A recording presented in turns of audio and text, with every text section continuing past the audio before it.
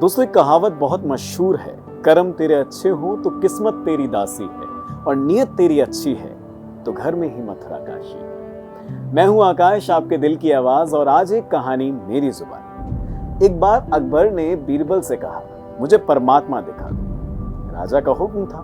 बीरबल बहुत परेशान था कि परमात्मा राजा को कैसे दिखाए।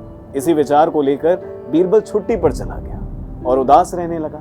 एक दिन परिवार में चर्चा हुई, उदासी का कारण पूछा गया तो बीरबल ने बता दिया कि राजा ईश्वर के दर्शन करना चाहते हैं। तभी बीरबल का बेटा झट से बोला, कल सुबह मुझे आप अपने साथ ले चलिए, मैं अपने आप राजा को देव दर्शन करा दूंगा। दूसरे दिन सुबह बीरबल और उसका बेटा दरबार में पहुंचे और राजा को कहा, मेरा लड़का आपके प्रश्न के उत्तर का समाधान करेगा। राजा ने सोचा, ये लड़का क्या समाधान करेगा, ये तो छोटा सा है।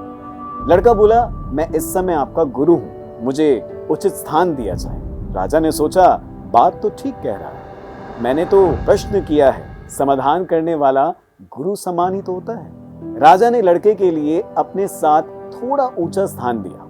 लड़का बोला, महाराज एक दूध का कटोरा मंगाया जाए। राजा ने दूध का कटोरा मंगाया। लड़का बोला, महाराज इस दूध में घी है? राजा ने बोला, हाँ है।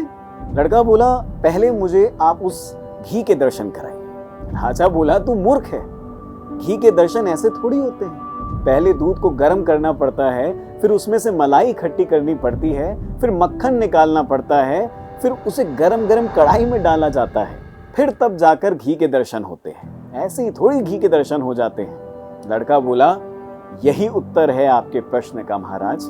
पहले इंसान को तपना पड़ता है, फिर उसको जमाना पड़ता है, फिर उसको साधना करनी पड़ती है, फिर उसको ज्ञान की अग्नि में तपना होता है, फिर जाकर उसे ईश्वर के दर्शन प्राप्त होते हैं। अकबर समझ गया और बोला, तू वाकई में मेरा गुरु है। ईश्वर को जानने के लिए बहुत कुछ करना पड़ता है। वैसे ही हर आत्मा को ईश्वर का अंश माना जाता है, यानी कि हर इंसान में ईश्वर है, उसकी आत्मा में ईश्वर है, वो ईश्वर का रूप है। तो दोस्तों, कहानी अच्छी लगी हो तो औरों तक भी पहुंचाएं और खुद को अभी से एक नई राह दिखाएं। जय जिनेंद्र।